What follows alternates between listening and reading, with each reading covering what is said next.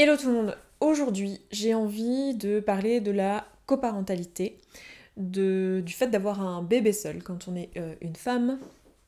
Euh, quoi d'autre? De toute la question autour de la parentalité, des questionnements que j'ai pu avoir dernièrement, et que je sais que vous êtes nombreuses à partager en fait en ce moment, parce que on est pas mal à être dans la même tranche d'âge je pense, et puis même les personnes plus jeunes souvent y réfléchissent aussi.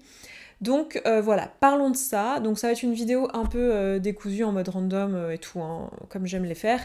Donc voilà, si vous venez d'arriver sur cette chaîne, eh bien bienvenue dans ce chaos qui à l'époque s'appelait les Random Talk, en petit clin d'œil aux physiciens pour la Random Walk, des particules qui font dans tous les sens, et c'est un peu l'état de mon cerveau globalement, de faire et donc je vous partage ça généreusement et gratuitement, quelle chance vous avez, sur mes réseaux depuis maintenant 12 ans. Donc voilà, si vous aimez ce que je fais d'ailleurs, n'oubliez pas de vous abonner, en fait c'est quelque chose que je pense pas à vous demander, en tout cas pas assez, donc n'hésitez pas à vous abonner, ça booste pas mal la chaîne, même si vous ça change rien, parce qu'en fait si vous regardez des vidéos régulièrement, de toute façon l'algorithme va vous proposer les vidéos de cette personne là, donc vous n'y avez pas beaucoup d'avantages en réalité aujourd'hui, à moins que vous ayez les notifications à l'ancienne et tout sur YouTube pour savoir quand les vidéos sortent et tout, mais je sais pas vous, mais moi je fais plus ça depuis très longtemps, mes notifs elles sont plus là, donc c'est pas tant pour vous, c'est surtout pour la chaîne en fait, ça aide la chaîne à être référencée, à être plus vue. Évidemment vous l'aidez aussi en voyant les vidéos et en référençant ces vidéos à travers vos commentaires, vos likes, etc. Mais n'oubliez pas que l'abonnement sur cette plateforme là en tout cas est encore quelque chose qui booste pas mal la chaîne. Donc voilà, si vous aimez ce que je fais de manière générale, ou si vous aimez cette vidéo, bon, peut-être attendez de l'avoir vue, voir si vous aimez la vidéo, mais bon ouais, vous gérez, enfin, attendez, déjà j'essaie de gérer ma vie, je vais pas en plus gérer la vôtre, vous voyez, hein, à un moment donné, c'est déjà bien assez de bordel, il y a déjà bien assez de chaos dans ma tête pour gérer votre chaos. Donc. Et puis, donc aujourd'hui on va parler de parentalité, au sens large. Donc j'avais déjà fait des vidéos sur la maternité, la parentalité, est-ce que c'est un truc que j'ai envie de faire dans ma vie, etc. Je vais peut-être faire une playlist, tiens, une playlist parentalité. Très bien. Et je vous remettrai notamment dedans une vidéo que je vais vous mettre ici, qui était une vidéo où je parle de mon désir d'enfant, il y a quelques années. Et je me souviens déjà qu'à ce moment-là, j'avais 34 ans, je crois. Aujourd'hui j'en ai 37, je suis dans ma 38e année, j'aurai 38 ans en novembre. Et j'avais déjà entendu des personnes être étonnées en fait du fait que j'ai un désir d'enfant, parce qu'ils avaient projeté comment dire, une idéologie child-free sur moi. Donc le child-free, c'est un mouvement social féministe qui défend le droit de vivre sans enfant en fait, et de faire le choix de ne pas avoir d'enfant. Donc super mouvement, et c'est cool que ça existe, c'est cool qu'il y ait ce genre de choses dans notre société aujourd'hui. Donc c'est pas mon cas, moi j'ai une préférence pour avoir des enfants. Il se trouve que j'en ai pas, que j'ai déjà 37 ans, que bon je sais très bien que d'un point de vue biologique à un moment donné il y aura une limite. Je n'ai pas fait de conservation de fertilité parce que je me suis réveillée sur cette question, il était déjà trop tard pour moi pour le faire gratuitement en France, donc j'ai commencé un parcours pour regarder si il était possible de le faire à l'étranger. Il se trouve que c'est quand même des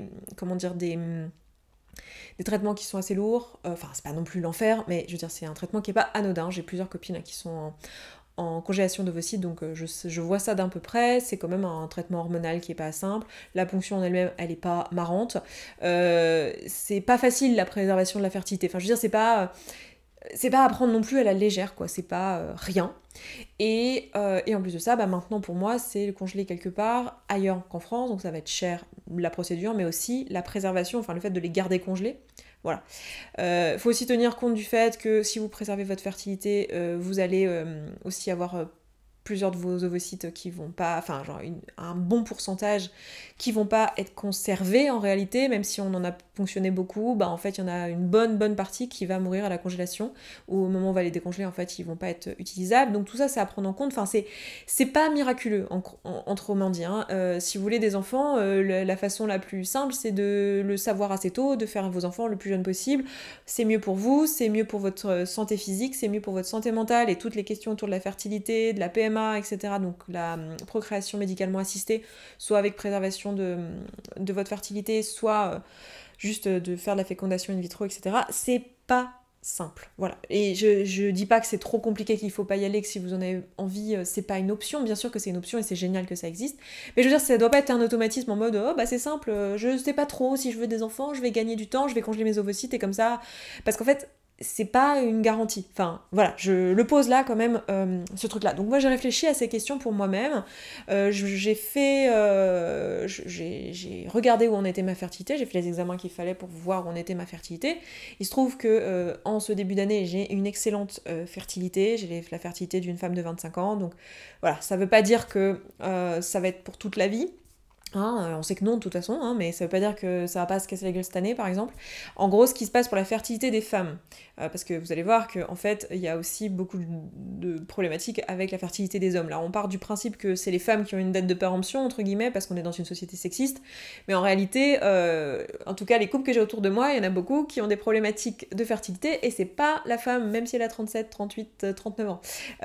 Parce que les hommes pensent qu'ils sont éternels et qu'ils ont une fertilité infinie, sauf qu'en fait, c'est pas du tout le cas. En fait, même si techniquement il n'y a pas de date limite, en fait la fertilité elle baisse aussi. Donc c'est aussi une question, la question de la date et de quand faire ses enfants, c'est aussi une question qui se pose pour les hommes. Évidemment, quand je parle là d'hommes et de femmes, je parle de système reproducteur masculin et de système reproducteur féminin. Si vous ne reconnaissez pas dans le genre homme-femme, n'hésitez pas à faire la bascule dans votre tête, parce que moi je ne vais pas forcément penser à la faire tout le temps. Donc, j'ai vu que ma fertilité était bonne. La fertilité des femmes, en fait, ce qui se passe, c'est que ce que m'a expliqué mon gynécologue qui s'est occupé de ça, c'est que en fait, elle va baisser tout doucement de votre âge fertile, donc de vos, je sais pas, 16 ans, mettons 14 ans, jusqu'à l'endroit où vous allez avoir un point de chute de votre fertilité qui est en statistique, qui est statistiquement autour de 35 ans. Et donc, de vos 15 ans, mettons, à vos 35 ans, vous allez avoir votre fertilité qui va baisser un tout petit peu, de 10%, 20%, voilà, une quantité un peu limitée, quoi. Et après, à un moment donné, sur un an ou deux, vous allez avoir votre drop qui se fait, quoi, hein, vraiment une chute de vos ovocytes, du nombre d'ovocytes qui va se faire, et de la qualité des ovocytes aussi, sur une année et demie, 2 ans. Voilà. Si vous êtes gynécologue et que vous voulez préciser ce que je suis en train de dire et que vous trouvez que mon explication est pas bonne, n'hésitez pas à le faire. Moi, je vous transmets ça. Vraiment, regardez cette vidéo en mode c'est juste une nana de 37 ans qui réfléchit à ces questions, qui vous parle de fertilité, de parentalité et tout ça. Et encore là, je vous parle plus de fertilité que de parentalité pour l'instant, mais j'y viens. Et donc, ce drop-là, moi, de toute évidence dans mon cas, vu que j'ai la fertilité de quelqu'un même de très fertile qui aurait aux alentours de 20 ans, en fait, je devais vraiment avoir beaucoup d'ovocytes à la base, et c'est sûr que j'ai pas encore fait ce drop. Mais je peux le faire à tout moment. J'ai 37 ans et demi, en vrai, voilà, ça pourrait être là, je pourrais être en train de le faire. Donc voilà, je prends un risque quand même en n'étant pas enceinte maintenant. Du coup, quand j'ai réfléchi à ces questions-là, que j'ai compris que je voulais vraiment des enfants, parce que moi, ça a mis longtemps aussi à être sûre, et je savais le risque que je prenais en attendant, mais en même temps, voilà, j'ai mis un peu de temps à savoir si j'en voulais vraiment. Et en plus, la personne avec qui j'étais au moment où ça aurait pu être pertinent d'en faire pour moi dans ma vie et tout, en fait, il s'est trouvé que c'était pas la personne avec qui je voulais faire des enfants, en fait. Je me suis rendu compte, en étant face au truc, que, en fait, non. Et du coup, je me suis posé la question quand j'étais célibataire, après ça, de me dire, ok, est-ce que je veux des enfants ou quoi. Et aussi, du coup, après, je me suis retrouvée en couple avec une autre personne qui, elle, était claire sur le fait qu'elle en voulait pas. Et moi, j'étais dans ce questionnement, et en fait, je suis arrivée à cette clarification que oui, je voudrais des enfants. Dans mon idéal, je veux des enfants. J'en parle dans ma vidéo sur le sujet, où je vous parle de mon désir de maternité. Je vous parle aussi de l'adoption, là-dedans, de mon désir d'adoption, de la différence que je vois dans l'accès à la parentalité qui est totalement différente, et qui pour moi sont deux questions différentes. C'est-à-dire que la question de est-ce que je veux un enfant biologique et la question de est-ce que je veux un enfant adopté sont deux questions différentes et non interchangeables. Dans mon esprit, hein. Je sais bien que chez la plupart des gens, en fait, pour eux c'est pareil, l'un ou l'autre, c'est de l'amour tout pareil, et du coup, adopter, ne pas adopter. Pour moi, en fait, c'est le côté psy, hein. Je suis en train de me former à la psychologie, je suis en licence de psychologie au moment où je vous parle, je travaille dans la santé mentale depuis maintenant 7 ans, je côtoie au quotidien, je reçois en consultation au quotidien des personnes en thérapie qui me racontent leur histoire, et je l'ai appris aussi en cours, en fait, la première année de vie d'un enfant, et même j'ai envie de dire ces 5-7 premières années de vie, voire toute son enfance et son adolescence, sont cruciales, mais la première année de vie et les 3-4 premières années de vie pour des raisons un peu différentes, sont cruciales, et que pour moi, adopter un enfant, c'est savoir qu'on a adopté un enfant qui a été abandonné, et ça a une implication, en fait, sur la façon sur ce dont l'enfant aura besoin, le soin dont il aura besoin. Et je suis hyper enthousiaste à l'idée de participer à ça et de peut-être prendre cette décision un jour. Pour l'instant, j'ai pas la capacité d'accueillir un enfant, d'adopter un enfant maintenant, mais c'est quelque chose que je pourrais considérer, mais en connaissance de cause. C'est pas juste, bon bah j'ai pas pu faire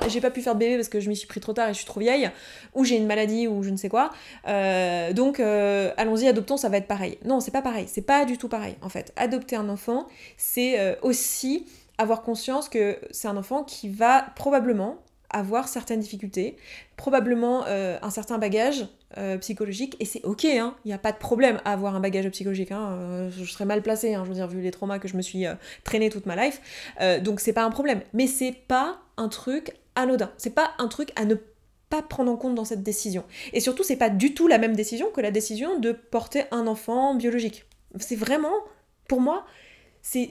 Les deux s'appellent la parentalité, mais presque il faudrait deux mots en fait. C'est des choses, même si évidemment dans les deux cas vous accompagnez un enfant à se construire en tant que futur adulte qu'il sera et vous formez une famille et un foyer, etc. Bien sûr, ces choses-là sont en commun, mais c'est des choses qui sont différentes. Et pour moi, les deux sont très belles, mais c'est des choses qui ne sont pas interchangeables. Et c'est deux décisions que je vais prendre dans ma vie à différents moments. Et pour l'instant, la décision urgente à prendre, c'était celle de l'enfant biologique. Donc c'est celle-ci sur laquelle j'ai le plus réfléchi. Et donc quand je me suis retrouvée célibataire à 36 ans, 37 ans, enfin j'étais pas célibataire à ce moment-là, mais j'étais avec quelqu'un qui voulait pas d'enfant, et avec qui on savait que cette relation n'était pas une relation pour construire dans l'avenir, donc j'étais pas célibataire, mais sur ces sujets-là, je savais que j'étais seule dans ma réflexion. Je me suis posé la question, est-ce que je veux faire un enfant seul? Est-ce que je peux faire de la coparentalité? Voilà, quelles sont les options existantes? Et donc je me suis renseignée pour l'enfant seul, et donc il est tout à fait possible pour moi de congeler mes ovocytes, il est tout à fait possible pour moi de maintenant, vu que ma fertilité est très bonne, de tout de suite passer par un don de sperme. J'ai regardé ce qui existait, le chirurgien, pas du tout. Le gynécologue avec lequel je suis en contact, lui travaille plutôt avec un institut au Danemark, où en fait on fait tout en France, parce qu'il y a plein de façons de faire ça, il y a l'Espagne, il y a la Belgique, il y a le Danemark, mais il y a aussi certainement plein d'autres destinations. Moi c'est les trois que j'ai un petit peu explorés. Et en fait, lui il travaille avec un institut au Danemark et il fait tous les soins en France qui sont, qui sont faisables en France, et il y a juste l'insémination ou la FIV ou voilà, la procédure qui est faite là-bas. Je fais pas un détail sur les différentes procédures qui existent là dans cette vidéo, parce que j'ai plus envie de parler du choix de procréer ou pas, que je n'ai envie de parler du détail de tout ça. Puis en plus je pense que pour le coup je suis encore au début de ce processus en tout cas médical, la partie médicale vraiment j'ai exploré, mais j'ai pas d'expérience là-dedans, j'ai pas fait de FIV, j'ai pas fait d'insémination, j'ai juste posé des questions à mon gynécologue que j'aime beaucoup et qui est très compétent, mais c'est tout quoi. Donc voilà, le but, de toute façon dans cette vidéo, le but n'est pas de faire de l'information correcte et précise, etc. Même si je vais essayer de pas vous dire des grosses conneries, mais c'est surtout, mon but, il est surtout de partager mon expérience et ma réflexion. Et voilà, n'hésitez pas si vous êtes compétent ou quoi comment dire, ou si vous connaissez des liens utiles ou quoi, bah allez partager en commentaire. Si je vois des choses utiles, je pourrais les rajouter en barre d'infos sur ces sujets-là. Mais du coup, voilà, je me suis posé la question de est-ce que je fais un enfant toute seule, sachant qu'il existait plein d'options. Mon gynécologue me recommandait dans mon cas, là tout de suite, de pas passer par une congélation d'ovocytes en fait, mais de surtout faire une insémination maintenant en fait, puisque ma fertilité est bonne. Voilà, donc si je veux un enfant, je peux le faire maintenant par un don de sperme. Et du coup, j'ai réfléchi à ces questions, et en fait, pour moi, déjà, il y a plusieurs façons de faire un don de sperme, et ça, c'est quelque chose que je vous partage. Vous connaissez mon histoire personnelle probablement, si vous la connaissez pas. En gros, j'ai pas connu le nom de mon père jusqu'à il y a 1 an et demi. Ça, c'est un truc dont j'ai pas encore dit sur la chaîne, que maintenant je sais qui c'est. Et il est décédé. Voilà, je le pose là. Bon, c'était peut-être pas la façon dont on aurait voulu annoncer ça sur YouTube. Genre, j'aurais pu faire une super vidéo en disant Esther a retrouvé son père. Ah, mince, il est mort. Il est mort il y a très très longtemps, il est mort en 93. Mais bref, du coup, j'ai fait un deuil de mon père aussi cette dernière année. C'était cool, en plein burn-out, faire un deuil de son père. Moi-même, je n'ai pas connu mon père et l'identité de mon père, et c'est un truc dont j'ai beaucoup souffert. Voilà, les questions, les crises identitaires, de je connais pas l'identité de mon père, c'est tout un truc, etc. Ça a été compliqué. Et donc, je ne souhaite en aucun cas refaire ça à un enfant. Enfin, pour moi, c'est même pas envisageable. Donc, il y a deux façons de faire les dons de sperme. C'est soit le don est anonyme, soit le don est d'une personne qui est d'accord que l'enfant, à 18 ans, puisse avoir son identité, le retrouver et le contacter. Je pense qu'il paraît évident du coup avec ce que je viens de vous dire que pour moi l'option anonyme et l'enfant n'a aucune manière que ce soit d'avoir l'information de qui est son père, est juste non envisageable pour moi. Et je trouve ça mais violent, scandaleux et insupportable que ça soit même possible en fait. Genre, il y a un truc vraiment une colère profonde en moi que les adultes puissent choisir de priver quelqu'un intentionnellement de ses origines. C'est juste, mais pour moi, c'est insensé. Voilà, mais c'est parce que je l'ai vécu, j'imagine que les personnes qui prennent ces décisions-là pensent aux adultes en question, de dire bah voilà, on protège l'adulte qui n'a pas envie de se retrouver avec des gens qui se coucou papa, alors que lui il n'a pas voulu être papa, il a juste voulu donner son sperme. Je comprends la logique, hein, qu'on essaie de protéger, de faire au mieux et tout, je trouve juste, enfin c'est pas possible pour moi, c'est pas possible pour moi. Et il y a quand même un risque, même si vous faites un don, vous recevez un don de quelqu'un qui n'est pas anonyme, en fait, il peut ne pas être anonyme au moment où il fait le don, mais revenir sur cette décision à n'importe quel moment et basculer en anonyme. Donc si la personne qui a donné son sperme, en fait, bascule en anonyme, il se peut que votre enfant n'ait pas accès aux informations. Moi, même prendre ce risque-là, c'est un peu compliqué, je vous avoue. Hein. Peut-être que j'aurais pu le faire, mais voilà. Mais ce qui m'a amené à me dire non, en fait, je veux pas un enfant seul, c'est que j'ai réalisé qu'en fait, je ne veux pas un enfant. Enfin, ma préférence, ce serait d'avoir des enfants, de vivre la parentalité, mais pour moi, c'est une expérience familiale, c'est une expérience de couple ou c'est une expérience de polycule. Je vous renvoie à ma vidéo sur le polyamour que j'ai faite la semaine dernière. Mais en tout cas, c'est pas une expérience que j'ai envie de vivre seule. Pour plein de raisons. Déjà, parce que je ne pense pas que ce soit possible d'élever un enfant seul sans le négliger. Encore moins avec un TDAH, hein, les gars. J'ai un TDAH, et même si je suis médiquée, même si je suis aidée, etc., je sais ce que ça veut dire dans le quotidien. Vous vous en rendez pas compte parce que je suis sur YouTube, que je parais hyper sensée, hyper carrée, nanana, bien organisée. Mais en fait, vous n'êtes pas dans mon quotidien et les tâches exécutives, les gars. Mais je pense que vous vous rendez pas compte la suite de petites tâches du quotidien, combien pour moi c'est compliqué. Alors bien sûr, j'ai développé plein d'outils, je suis fonctionnelle aujourd'hui, je pense que quelqu'un qui ne sait pas ce qu'est le TDAH ou qui ne connaît pas ou quoi, qui me voit, ça lui frappe pas forcément. Peut-être qu'il va trouver que je bouge un peu beaucoup sur ma chaise, mais ça va s'arrêter là, vous voyez. Mais en fait, quand on a un enfant, c'est quelque chose qui prend de l'attention au quotidien, c'est normal, c'est le deal, et c'est ok, hein, bien sûr. Mais quand on a un trouble exécutif, qu'on a un problème d'attention, c'est quelque chose qui met quand même la pression. Donc pour moi, le faire toute seule, ça serait... c'est un truc auquel j'ai réfléchi, mais je peux pas. Ou alors, il faut qu'il y ait des personnes ressources, c'est-à-dire que je sois la seule mère, hein, si vous voulez, mais qu'il y ait des personnes autour qui puissent être ressources, des amis, de la famille, que je vive en colocation, que je vive dans un polycule, que je vive dans une communauté. Tout ça, c'est des choses qui existent et qui sont possibles, mais il se trouve que cette ressource-là, tout de suite, je ne l'ai pas. Et si je dois prendre cette décision de faire un enfant seul, c'est maintenant, en fait. D'un point de vue biologique, a priori, c'est maintenant. Et maintenant, je n'ai pas cette ressource-là. Donc pour moi, la question a été assez vite répondue. J'ai mis à peu près 6 mois, je pense, de réflexion à décider que je ne veux pas faire d'enfant seul. Pour cette première raison-là, et cette simple raison-là. Puis j'ai surtout réalisé un deuxième truc, c'est que en réalité, c'est pas que je veux des enfants, c'est que j'aspire à une famille. Et cette famille, elle pourrait se composer de plein de façons. Bien sûr, j'adorerais vivre la maternité au sens la grossesse. J'adorerais vivre cette expérience-là. Je trouve que ce serait quelque chose... Oui, c'est quelque chose que j'ai envie de vivre, voilà. Dans l'absolu, c'est quelque chose que j'ai envie de vivre, mais au même titre que j'ai envie de vivre plein de choses dans ma vie d'expérience humaine. Et il y en a peut-être plein que je vivrai pas, parce que la vie, bah... elle est limitée, j'aurai peut-être pas l'occasion de tout faire. Mais je sais aujourd'hui que c'est un truc que j'ai envie de vivre. Donc si j'en ai l'occasion, je le vivrai avec plaisir. Mais ce que je veux derrière le fait d'avoir un enfant, c'est pas juste avoir un enfant. Enfin, c'est pas un truc un espèce de caprice de je veux un enfant. Non pas que les personnes qui veulent absolument un enfant, c'est forcément un caprice, hein, mais je veux dire, il n'y a pas ce truc de urgence de je veux un enfant, je veux un enfant, je veux un enfant. C'est pas ça. Et je l'ai ressenti, ce désir physique. Et je l'avais jamais ressenti avant, mais je l'ai ressenti, donc je vois de quoi il s'agit, mais c'est pas juste ça. Alors, ça est là, mais ça va, c'est très... Enfin, je veux dire... oui, il y a un truc très animal, très pulsionnel, mais comme on peut avoir dans d'autres choses dans notre vie où on sent que c'est très viscéral. Donc il y a quelque chose de viscéral, mais c'est pas ça qui domine dans mon désir d'enfant. Ce qui domine dans mon désir d'enfant, c'est le fait de construire une famille avec quelqu'un, avec une personne.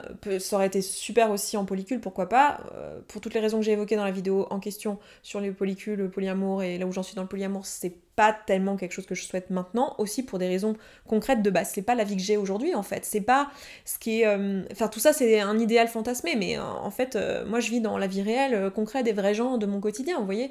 Et donc...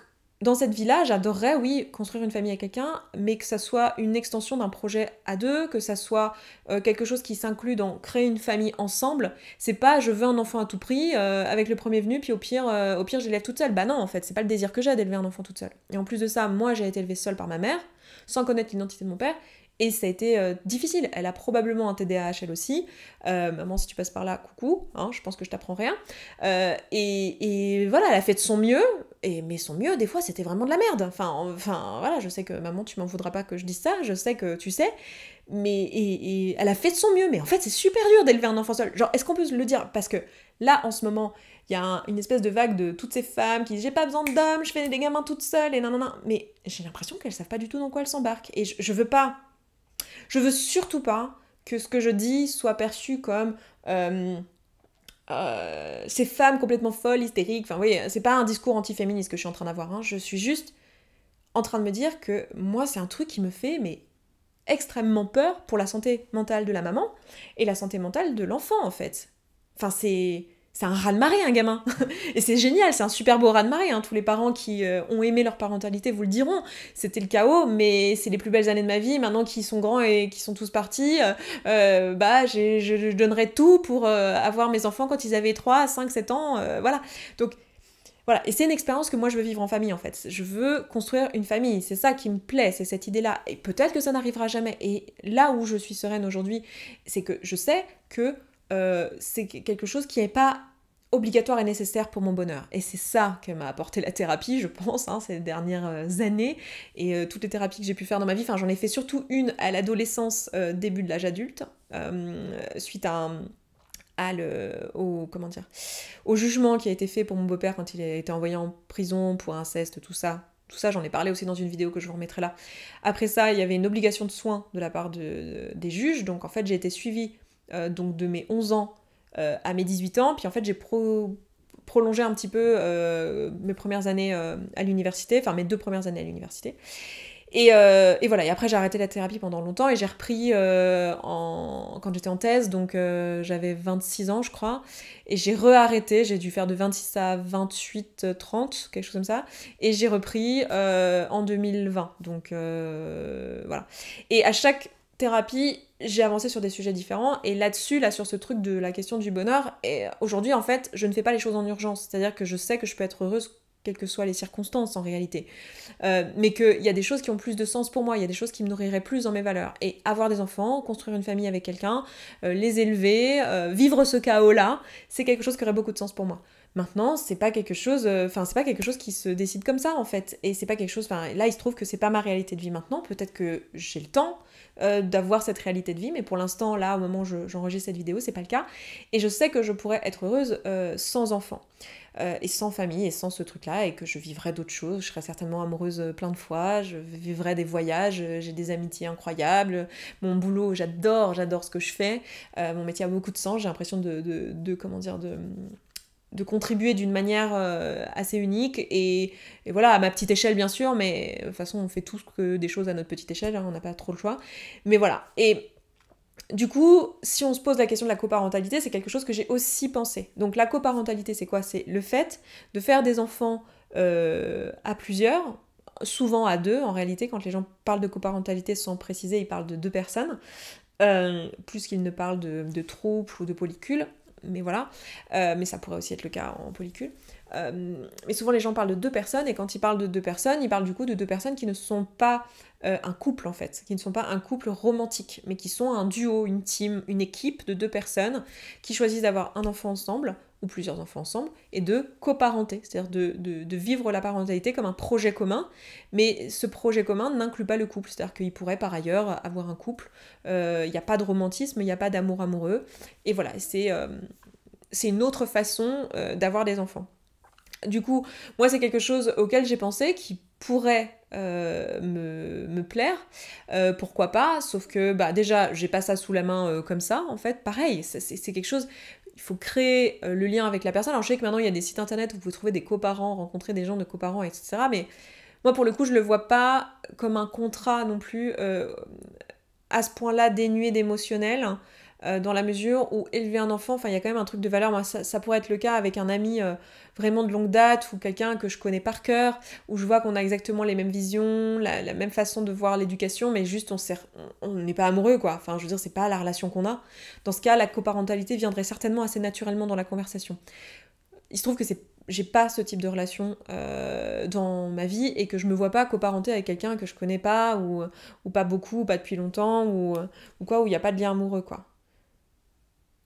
Mais de la même manière que je me vois pas, enfin je me vois pas coparenter avec en couple non plus avec quelqu'un que je connais pas, dont je suis pas dont je suis pas sûre des valeurs, etc. Enfin c'est en fait dans les deux cas c'est vrai quoi. Et là pour l'instant j'ai pas ça. Et aussi le fait d'avoir réalisé que moi ce que je voulais c'était surtout faire une famille, construire ce projet ensemble et le faire dans le cadre du couple, en réalité la coparentalité ne répondrait pas à ce truc-là. En tout cas, pas de la manière dont je le comprends là aujourd'hui. Ça c'est quelque chose à mon avis qui pourrait plus changer que le fait de faire ou pas un enfant seul. Mais voilà, le faire peut-être en coparentant, pourquoi pas. Mais pour l'instant, c'est plutôt un non parce que j'ai pas ça sous la main et que ça a beaucoup plus de sens pour moi de le faire dans le cadre du couple. C'est vraiment un truc qui, pour le coup, me nourrirait à plein d'égards dans mes valeurs, alors que le faire avec un ami, moins. Voilà. Donc voilà, mais après, c'est quelque chose, encore une fois, je suis contente que la conversation existe et c'est aussi pour ça que je fais cette vidéo, même si moi j'ai peu de choses à dire là-dessus parce que j'y réfléchis et je suis arrivée assez vite à la conclusion que, bah, pas trop. J'ai pas trop envie de ça, mais j'ai envie que ce débat et cette discussion, elle soit dans l'espace public et qu'on en parle en fait, parce que bah, c'est des modèles, comme je disais récemment en vidéo, j'en ai parlé récemment dans plusieurs vidéos, en fait la société a évolué, on a déconstruit plein de choses, le féminisme a apporté plein de belles choses, la contraception, les modèles ont changé, les femmes sont de plus en plus, ont de plus en plus accès au travail, et plus ça ira, plus ce sera le cas, parce que le féminisme continue, la lutte continue, etc. Et donc voilà, mais ça change complètement les modèles familiaux, et donc d'avoir ce genre de discussion et de voir comment ça impacte les modèles familiaux aussi, parce que bah, du coup si on est deux parents, enfin deux adultes à faire des études plus longues, à travailler, etc., bah ça a des implications sur le modèle familial en fait, sur la famille. C'est. Enfin, la famille nucléaire telle qu'on la connaissait, avec une personne qui s'occupe entièrement du foyer à temps plein et une autre personne qui rapporte des ressources matérielles, bah, si ce modèle-là on le casse, bah, il faut repenser du coup comment on s'occupe du foyer et comment on s'occupe des ressources matérielles. Enfin, il faut redistribuer les tâches de toute manière. Il faut et du coup, bah, comment ça s'articule dans le temps en fait, vous voyez. Et donc on est obligé de se poser toutes ces questions-là, et la question de la fertilité, du coup, elle vient en ligne de compte. Et c'est là que j'ai envie de rajouter donc quelque chose que j'ai mentionné un petit peu plus tôt, mais qu'il y a beaucoup de débats, enfin moi j'ai l'impression, alors c'est peut-être juste parce que je suis majoritairement des femmes, mais j'ai l'impression qu'il y a beaucoup de discussions autour de la fertilité des femmes et de attention, hein, quand t'es une femme à 35 ans, ça y est, hein, c'est la fin, même à 30 ans, faut commencer à s'activer, à 35 ans c'est la fin, et puis à 40 ans c'est fini. Et en fait, déjà, c'est pas très vrai actuellement. Moi j'en parlais avec ma sage-femme, pareil, qui est une femme que j'adore, elle me disait que pour l'instant, en fait, elle arrête pas d'accoucher des personnes pour un premier enfant à 41-42 ans. Je dis pas que c'est facile d'avoir des enfants à 41-42 ans pour tout le monde, et je veux pas banaliser le truc et vous dire n'allez pas checker votre fertilité et tout, parce que je connais aussi plein de personnes qui ont 33 ans, 34 ans, et pour qui bah, la fertilité a vraiment chuté déjà. Donc voilà, mais je veux dire, il y a quand même un truc très fort dit autour de la fertilité des femmes, et on minimise totalement la fertilité des hommes, alors qu'en réalité il y a plein d'hommes qui ont des problèmes de fertilité même plus jeunes en fait, et c'est pas parce que il n'y a pas cette date butoir existante obligatoire que en fait la fertilité des hommes est infinie toute leur vie, et c'est d'autant plus pas le cas sur les nouvelles générations, là, les dernières générations, parce que ben, nos modes de vie ont changé, la qualité de ce qu'on mange aussi, les perturbateurs endocriniens, tout un tas de choses en fait ont eu un impact sur la fertilité des hommes et des femmes, et donc c'est important d'avoir conscience de ça aussi. Je le pose là, et c'est juste pour pas encore renvoyer toute la charge de la fertilité du couple sur la femme, alors que ben, moi ce que je constate en plus dans mon cercle proche, c'est que c'est plutôt les hommes en fait, que les femmes qui n'ont pas une bonne fertilité, donc aussi parce qu'ils prennent moins soin de leur santé de manière générale, donc ça a aussi un impact notamment sur la fertilité, sur plein d'autres choses, mais aussi sur la fertilité. Discussion ouverte, évidemment, c'est des sujets sur lesquels je continue à cheminer, hein, c'est pour ça que je vous renvoie aussi à la vidéo que j'avais faite il y a quelques années, sur la maternité et comment je voyais les choses. J'ai l'impression, alors je l'ai pas revu, mais je crois qu'il y a quand même... Enfin, la majorité de ce que je dis dedans, c'est toujours des choses d'actualité, avec en plus cette réflexion entre-temps concernant la fertilité que je n'avais pas encore eue à 33-34 ans. Mais il me semble pas que je dise des choses dedans avec lesquelles je suis plus en phase aujourd'hui, parce que j'avais déjà commencé à bien réfléchir à ces sujets et j'avais déjà compris que je voulais des enfants à ce moment-là.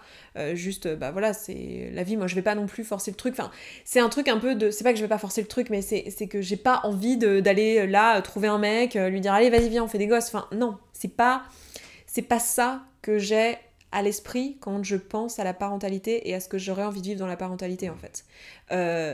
Si ça se produit, c'est super. Évidemment, ça aurait été idéal que ça se produise il y a 10 ans, sauf que moi, il y a 10 ans, franchement, j'aurais pas été une bonne mère. J'ai fait de la thérapie, j'ai bien fait, et je pense que c'était mieux de faire les choses comme ça, mais du coup, il se trouve que la vie, le temps est limité, et qu'il y a plein de choses que j'ai envie de faire dans la vie, et il y en a, et je vais forcément avoir des déceptions. J'en parlais...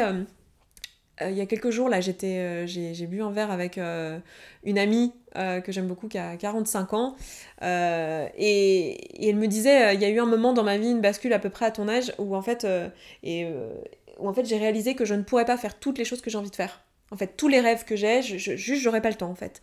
Et il y a des choses où on renonce. Et moi, j'ai pas envie de renoncer à ça.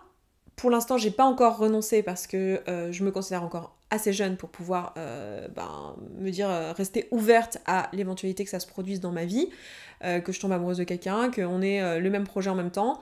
Mais voilà, je vais pas aller chercher quelqu'un pour absolument faire un enfant, parce que pour moi, c'est pas le projet en fait, c'est pas ça qui m'intéresse dans la parentalité. C'est pas le fait de à tout prix porter un enfant, à tout prix avoir un enfant à élever. C'est le projet commun en fait. Et je pense qu'il y a beaucoup de gens qui se reconnaîtront dans ce que je dis là, et voilà. Et après, il y a d'autres façons d'être parent dont je parlais, notamment avec l'adoption, dont je parle un peu plus dans l'autre vidéo. Mais pour moi, encore une fois, c'est une autre décision, en fait. Et de toute façon, c'est une décision qui se prend aussi en couple, dans un projet commun, et c'est pas une décision que j'ai envie de prendre toute seule, pour toutes les raisons que je disais aussi à propos du TDAH, le fait de maltraiter ses enfants sans le vouloir quand on est tout seul.